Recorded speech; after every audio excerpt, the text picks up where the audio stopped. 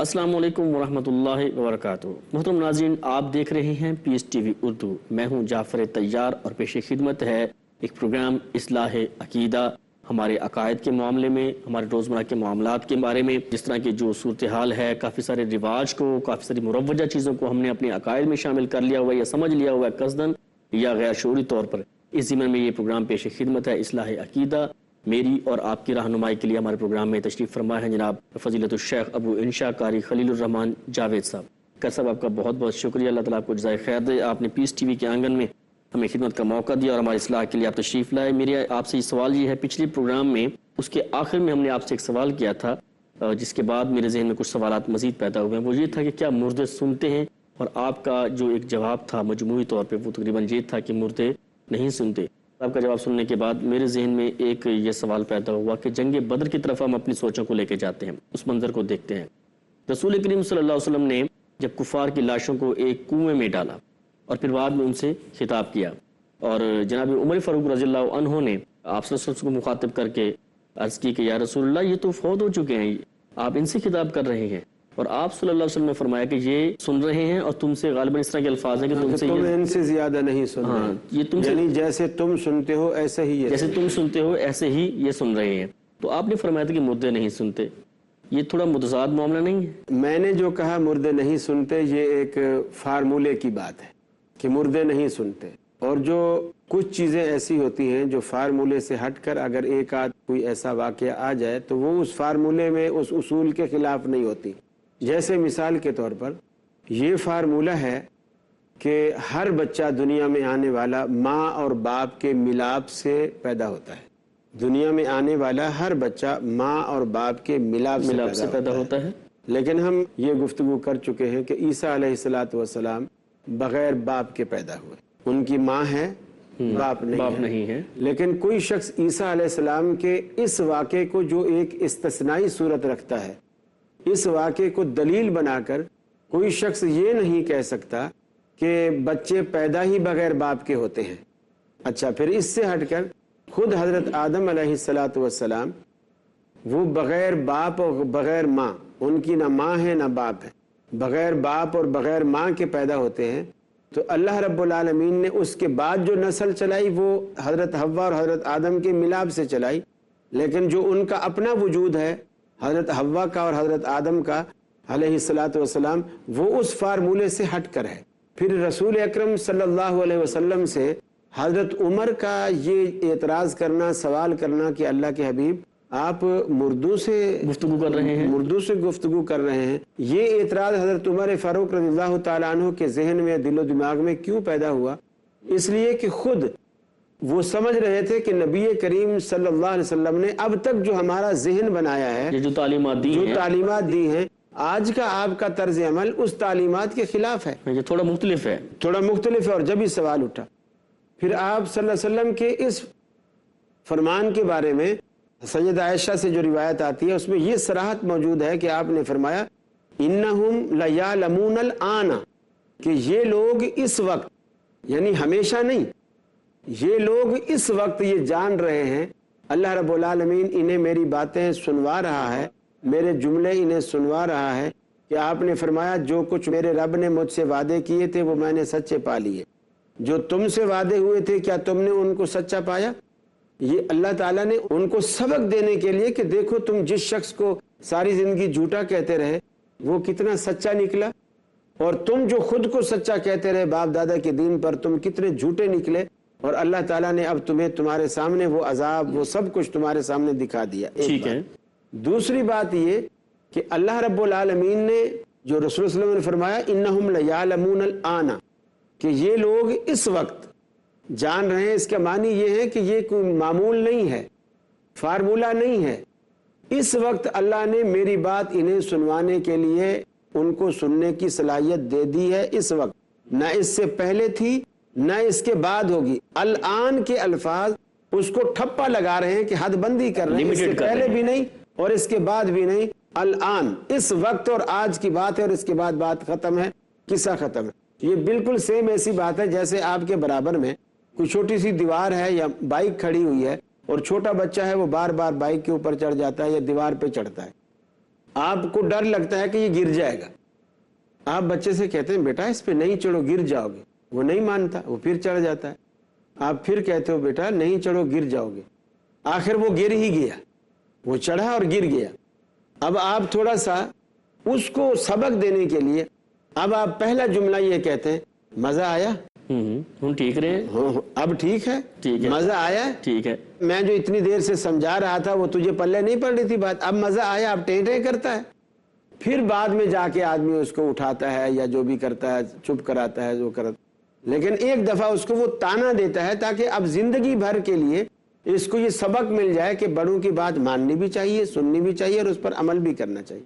تو اس وقت اللہ تعالیٰ نے ان کو وہ بات ان کی سنوا دی، تو آپ نے بھی یہ وضاحت فرما دی کہ یہ لوگ اس وقت یہ بات سن رہے ہیں، نہ اس سے پہلے سننے کے عادی تھے اور نہ اس کے بعد سنیں گے، وہ ایک خصوصی موقع ہے اور استثنائی صورت ہے، اور یہ عام فارمولے پر اس کا انطباق نہیں ہوتا۔ آپ نے کہا یہ عام فارمولے پر اس کا انطباق نہیں ہوتا، لیکن دوسری طرف ہم یہ بھی دیکھتے ہیں رسول کریم صلی اللہ علیہ وسلم کا ہی فرمان ہے، غالباً بخاری شریف کی حدیث ہے کہ جب آپ کسی مردے کو قبر میں دفنا کے آتے ہیں تو جو اس کے اہل و عیال جو اس کے دفنانے والے جب قبرستان سے جا رہے ہوتے ہیں تو وہ اس کے قدموں کی آہٹ سن رہا ہوتا ہے۔ روزانہ کتنے سارے لوگ ہیں جو فوت ہوتے ہیں، آپ کہہ رہے ہیں عام فارمولے سے ہٹ کے ہے یہ معاملہ، تو عام فارمولے سے کس طرح ہٹ کے ہے؟ دیکھیے اگر قبر میں دفن ہونے والا سنتا ہی ہے تو آپ نے یہ کیوں فرمایا کہ جو میت کے ورثہ اس کو دفن کر کے لوٹتے ہیں تو ان کے جوتوں کی آہٹ سنتا ہے، آنے والوں کی کیوں نہیں سنتا؟ ہو سکتا ہے اس سے پہلے سنتا ہوں، آپ وضاحت فرما دیں۔ حدیث میں تو نہیں ہے، حدیث میں لوٹنے والے کی صراحت ہے کہ جب میت کی ورثہ لوٹتے ہیں تو سنتا ہے، آتے ہیں تو نہیں سنتا ہے۔ ایک بندہ سنتا ہے، مثلا آپ کے ساتھ کوئی دوسرا دوست بیٹھا ہوا ہے اور مجھے اللہ نے سننے کی صلاحیت دی ہے، جب آپ بات کریں گے تو بھی میں سنوں گا اور برابر والا بات کرے گا تو بھی میں سنوں گا، یہ تو نہیں ہوگا کہ ان کی نہیں سنوں گا آپ کی سنوں گا۔ اگر مردہ سنتا ہے تو پھر وہ صرف واپس جانے والوں کی کیوں سنتا ہے، آنے والوں کی کیوں نہیں سنتا؟ یہ بھی استثنائی صورت ہے۔ اللہ تعالیٰ اس کو اس وقت یہ دکھاتا ہے کہ دیکھ جن پر تو تکیہ کرتا تھا، جن پر تو بھروسہ کرتا تھا، جن پر تجھے بڑا مان تھا، بڑا ناز تھا، میرا ابا، میرا نانا، میرا دادا، میرے دوست، میرا تایا، میرا پھوپھا، میرا خالو، بڑی تو زندگی بھر ان کے لیے سارا کچھ کرتا تھا، آج وہ لوگ تجھے یہاں مٹی میں ڈال کے جا رہے ہیں۔ ٹھیک ہے، کوئی بھی تیرے ساتھ نہیں ہے اور کوئی تیرا ساتھ دینے کو تیار نہیں ہے، سب کچھ چھوڑ چھاڑ کے جا رہے ہیں۔ اور کچھ محدثین نے یہ جو حدیث کے الفاظ ہیں انہو لیسمع قرآن عالم، اس کو مجہول پڑھا اور وہ یوں پڑھا کہ انہو لیسمع قرآن عالم، اس کے معنی یہ ہے کہ جو ورثہ ہیں ان کے جوتوں کی آہٹ سنی جا سکتی ہے، یعنی اگر وہ سنتا تو وہ سنی جا سکتی تھی۔ ٹھیک ہے، یعنی میت کے ورثہ جو لوٹ رہے ہیں اگر وہ لیسمع قرآن عالم، اگر وہ سن سکتا تو پھر اس وقت ان کے جوتوں کی آہٹ کو سنا جا سکتا تھا، لیکن اب وہ ایسا نہیں ہے۔ بعض لوگوں نے اس کو مجہول بھی پڑھا اور یہ بھی یہ قرات محدثین کے ہاں معروف ہے، بعض علماء نے ایسا بھی اس کو پڑھا ہے۔ اور اگر اس کو معروف بھی پڑھا جائے کہ نہیں وہ لازمی سنتا ہی ہے، تو پھر بھی ہم یہی کہیں گے کہ اللہ تعالیٰ نے خاص اس وقت اس کو صرف یہی چیز بتانے کے لیے کہ اس وقت کوئی تیرے ساتھ نہیں ہے، پھر وہ سنتا ہے تو صرف جوتے کی آہٹ ہی کیوں سنتا ہے، باقی سب کچھ کیوں نہیں سنتا؟ صرف جوتے، اور باقی کی قرآن نے خود نفی کی، حدیث نے تو یہاں کہا جوتے کی آہٹ سنتا ہے، وہ سننا کیا سننا ہوا جو صرف جوتے کی آہٹ تک محدود ہے، دوسری کوئی چیز نہیں سنتا۔ اللہ نے قرآن میں اپنے حبیب سے کہا کہ فرمایا جو لوگ فوت ہو گئے ہیں وما انت بمسمع من فی القبور، جو لوگ فوت ہو گئے اور قبروں کے اندر چلے گئے، اے نبی اگر تو ان کو سنوانا چاہے تو نہیں سنوا سکتا۔ تو جب اللہ کے نبی قبر والے کو نہیں سنا سکتا ہے تو پھر نبی سے بڑھ کر کون ہے جس میں یہ پاور ہو جو مردوں کو سنواتا پھرا؟ ٹھیک ہے، ہم اپنی بات کو یہیں سے کنٹینیو کریں گے کہ مردے سنتے ہیں یا نہیں سنتے۔ آپ نے اس کے جو ہے نہ سننے کے بارے میں دلائل دی، اسی بات کو کنٹینیو کرتے ہیں، وقت ہوا ایک بریک کا۔ ناظرین ملتے ہیں ایک مختصر سے بریک کے بعد، ہمارے ساتھ رہیے گا۔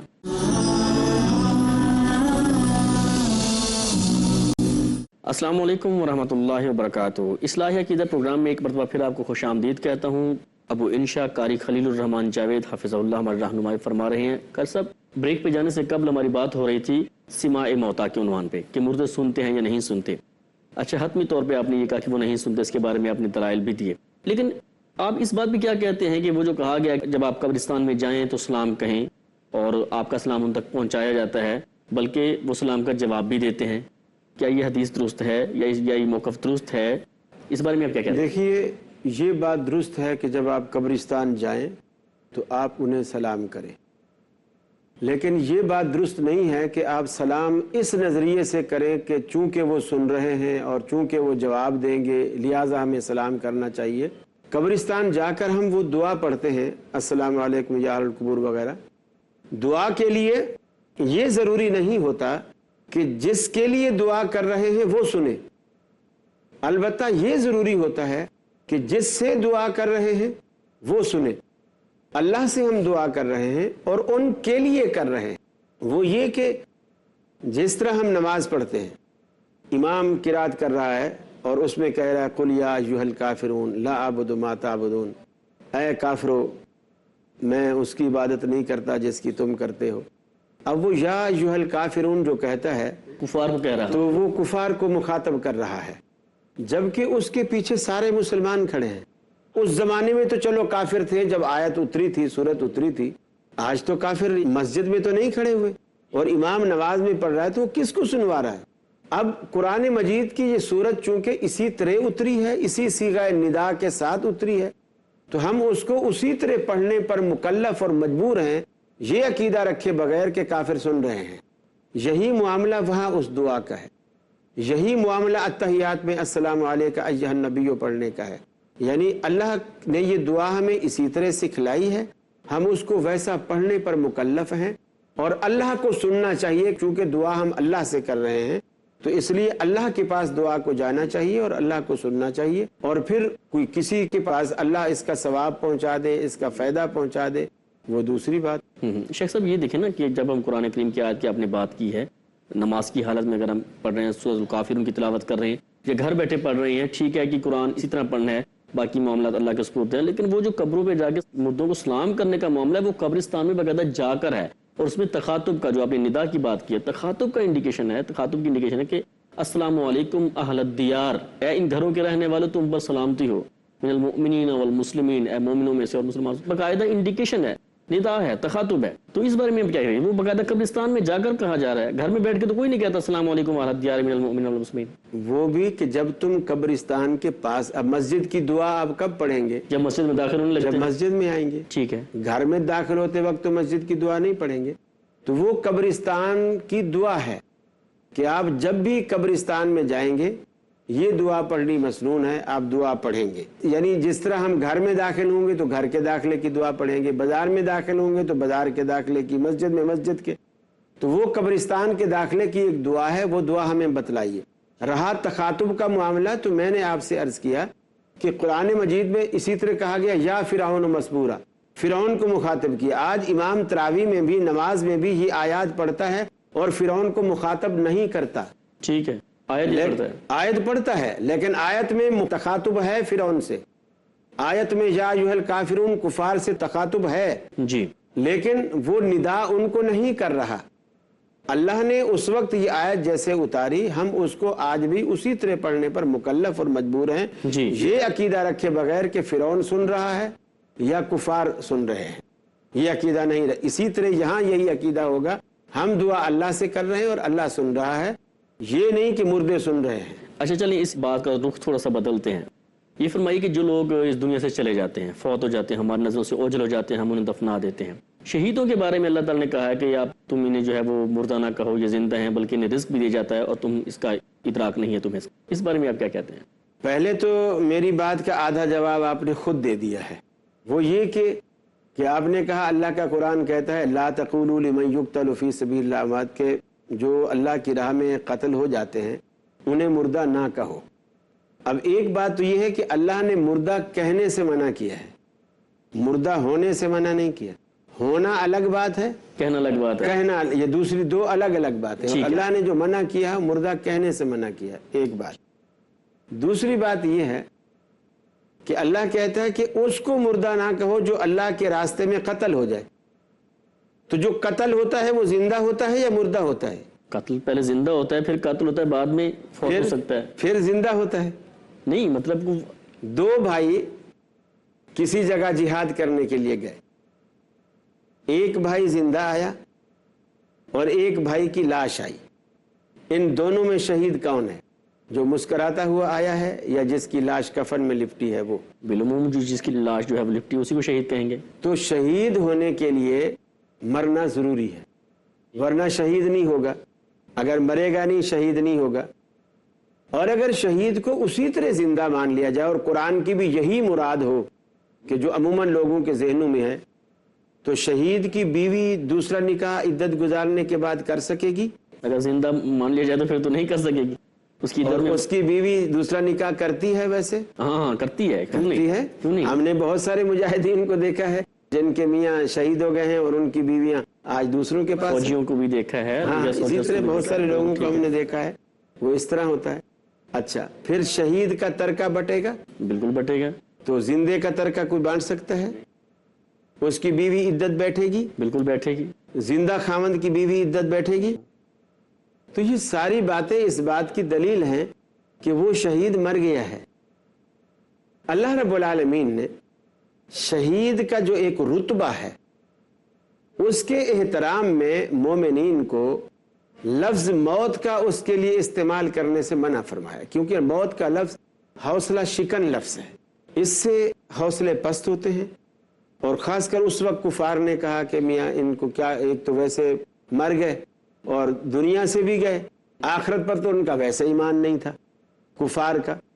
अल्लाह ने कहा नहीं, असल अब्दी जिंदगी तो इनको अब मिली है, यहाँ तो ये दुखी थे, अब हमारे पास जन्नतों की सूरत में आसाइश और इनामों किराम में रहेंगे। असल जिंदगी तो इंदा रब्बिहिम युरज़क़ून के अल्फाज भी हैं, इंदा रब्बिहिम, ये नहीं कहा कब्र में, इंदा रब्बिहिम, अपने रब के पास ये खाते भी हैं, रोजी दिए जाते हैं। बल्कि हदीस में आता है उनके सब्ज रंग के जिस्म उनको दिए जाते हैं, उनकी रूहों को, और वो सब्ज रंग के परिंदों में जन्नत के मेवे खाते हैं, फल खाते हैं। और अल्लाह रब्बुल आलमीन ने अपने अर्श के नीचे कंदीलें लगाई हुई हैं, कुछ पिंजरे टाइप का आप कह लीजिए, या घोंसले टाइप, या जहाँ पे रात को आकर इस्तिराहत करते हैं, वो परिंदे उसमें आराम करते हैं, राहत पाते हैं। तो इस तरह यानी अल्लाह रब्बुल आलमीन ने उनके वो इनाम किराम वहां रखे हुए हैं। इसीलिए अल्लाह ने कहा ला तकूलू, उनको मुर्दा कहो नहीं, कहो नहीं। फिर ये भी कहा कि जो अल्लाह के रास्ते में कत्ल हो जाए, और मुर्दा होता ही वही है जो कत्ल हो जाए। कत्ल होगा तो शहीद होगा ना, जी, और तभी उसकी बीवी दूसरा निकाह भी करेगी, इद्दत भी बैठेगी, उसका तरका भी जायदाद बटेगा, का बंटवारा भी होगा, इसलिए वो फौत हो गया है। ठीक है। अच्छा, मेरा आपसे अगला सवाल ये है, अकीक, नगीने और मुख्तलिफ किस्म के पत्थर, बाज़ लोगों को देखा है जनाब वो पहनते हैं कि इस नीयत से कि ये इनको कुछ खास फ़ायदा देते हैं जिस्मानी तौर पर या रूहानी तौर पर, तो इस अमल को आप क्या कहते हैं? दो नुक्ता नज़र से लोग पहनते हैं। मसलन मैंने भी पहना हुआ है और इसमें छोटे छोटे जरकून, जी मैंने भी पहना, छोटे पत्थर लगे हुए हैं जी। कुछ लोग ब्यूटी के लिए पहनते हैं कि जी अच्छा लगता है, अंगूठी पहनी हुई है। रसूल अकरम सल्लल्लाहु अलैहि वसल्लम ने भी अंगूठी चांदी की आपने इस्तेमाल की, और बाज़ अंगूठियों में आपने पत्थर भी इस्तेमाल किया, ब्यूटी के लिए आपने इस्तेमाल किया। जो पत्थरों में खासियत मानकर कि फिरोजा पहनेंगे तो ये होगा, अकीक पहनेंगे तो उससे ये हो जाएगा, ज़बरदस्त पहनेंगे तो ये होगा, पहनेंगे तो ये होगा, मरजान पहनेंगे तो ये होगा, ये जो खासियत समझकर उसको मानना है, ये बात गलत है। आप देखिए कि हजरत उमर फारूक रज़ियल्लाहु ताला अन्हु जब हजर अस्वद का बोसा लेने लगते हैं तो आप थोड़ी देर रुकते हैं, और थोड़ी देर रुकने के बाद आपने फरमाया कि ऐ पत्थर, मेरी नज़र में तू सिर्फ एक पत्थर है, और मैं कभी भी तुझे बोसा न देता अगर मैंने रसूलुल्लाह सल्लल्लाहु अलैहि वसल्लम को बोसा देते हुए न देखा होता। यानी हज़रत उमर ने ये मसला हमें समझाया।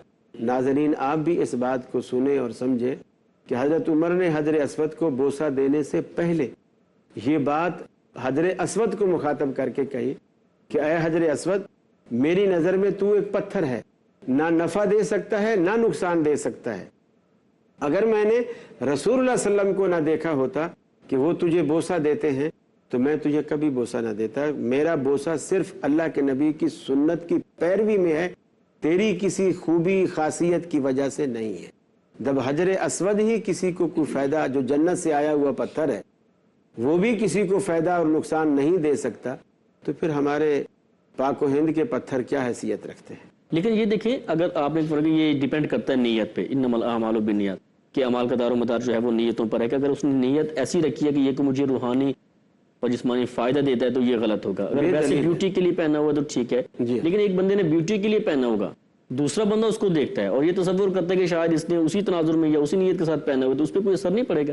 نہیں، وہ اس کا ذمہ دار نہیں ہے. اگر کوئی نیک آدمی فوت ہو گیا ہے اور بعد میں لوگوں نے اس کی قبر پہ مزار بھی بنا لیے جبکہ وہ ساری زندگی اس کے خلاف رہا اور منع بھی کرتا رہا، تو اس میں اس کا تو قصور اچھا، نہیں. ہم اسی بات کو دوسری طرف لے کے جاتے ہیں کہ یہ جو کوئی ایسا بندہ جو اللہ تعالیٰ کے نام پہ ذبح کرتا ہے، جانور کو ذبح کرتا ہے، بکرا ذبح کرتا ہے، کوئی بھی جانور حلال جو ہے وہ ذبح کرتا ہے، اس کو وہ کسی ایسی جگہ پہ جا کے ذبح کرتا ہے جہاں پہ پہلے شرک ہوتا تھا، کسی کی پوجا کی جاتی تھی، کسی پتھر کی یا کسی درخت وغیرہ کی، لیکن وہاں جا کے اس کی نیت یہ ہے کہ میں اس کو اللہ کی راہ میں ذبح کر رہا ہوں. نہیں، یہ غلط ہے. اس لیے کہ ایک چیز معروف ہی اسی کام کے لیے ہے، تو آپ کے دل کو تو کسی نے نہیں جانا. اب جیسے قبرستان میں جا کر میت کے دفن کے بعد دعا کرنی مسنون ہے اور ثابت ہے کہ دفن کے بعد اللہ کے نبی وہاں کھڑے ہو کر آپ دعا کرتے اور صحابہ سے بھی کہتے کہ اپنے بھائی کی ثابت قدمی کے لیے دعا کیجیے. اب وہاں اگر کوئی شخص ایسا ہے کہ ملی جلی گیدرنگ ہے، ایک آپ اکیلے ہیں جو مواحد ہیں اور آپ کا یہ نقطہ نظر نہیں ہے کہ قبر والے کچھ دے سکتے ہیں یا فیض پہنچا سکتے ہیں، آپ اپنے کسی والد یا عزیز کی قبر پہ گئے ہیں، آپ اس کے لیے کوئی دعا کرنا چاہتے ہیں اور آپ کو یہ احتمال ہے کہ لوگ دیکھیں گے اور لوگ دیکھ کر یہ سمجھیں گے کہ میں شاید قبر والے سے مانگ رہا ہوں، تو آپ وہاں ہاتھ اٹھا کر آپ نہ دعا کریں تاکہ وہ اشکال لوگوں کے ذہنوں میں پیدا نہ ہو. لیکن جہاں سب ایسے توحید پرستوں کی گیدرنگ ہے اور سارے ایک دوسرے کے عقائد سے واقف ہیں، وہاں آپ دعا کر رہے ہیں تو کوئی حرج والی بات نہیں. لیکن وہ جو غیر اللہ کا ایک آستانہ بنا ہوا ہے اور وہاں جو بکرے کٹتے ہیں یا ذبح ہوتے ہیں، وہاں جا کر کے آپ اچھی نیت سے بھی کریں گے تو وہ پھر دیکھنے والا یہی سمجھے گا کہ یہ اسی طرح کر رہا ہے، خاص کر جگہ بھی وہی ہے اور یہاں لوگ آ کر سب کچھ یہی کرتے ہیں اور یہ ان کی مشابہت بھی ہے. اور رسول اکرم صلی اللہ علیہ وسلم نے غیر مسلموں کی مشابہت سے بھی منع فرمایا من تشبہ بقوم فہو منہم، جس نے ان کی مشابہت کی وہ پھر انہی میں سے ہے. تو یہ تو سراسر مشابہت ہے اور یہ منع ہے. جزاک اللہ خیر، بہت بہت شکریہ شیخ صاحب. ناظرین، آپ نے دیکھا ہمارا پروگرام اصلاح عقیدہ. کتنے سارے معاملات ایسے ہیں جو ہماری زندگی میں روزمرہ کے معاملات میں ہم ان کو سمجھتے ہیں، اور کتنے سارے رواج ایسے ہیں جن کو ہم اپنا عقیدہ سمجھ بیٹھے ہیں، اور کتنی ساری ایسی اغلاط ہیں جو ہم انجانے میں غیر شعوری طور پہ غیر ارادی طور پہ کر جاتے ہیں، جن کا شمار جو ہے وہ شرک میں یا غل میں ہوتا ہے. اپنی بھی اصلاح کیجیے اور ہمارے لیے بھی دعا کیجیے. دیکھتے رہیے پیس ٹی وی. جعفر طیار کو اجازت دیجیے. السلام علیکم ورحمۃ اللہ وبرکاتہ.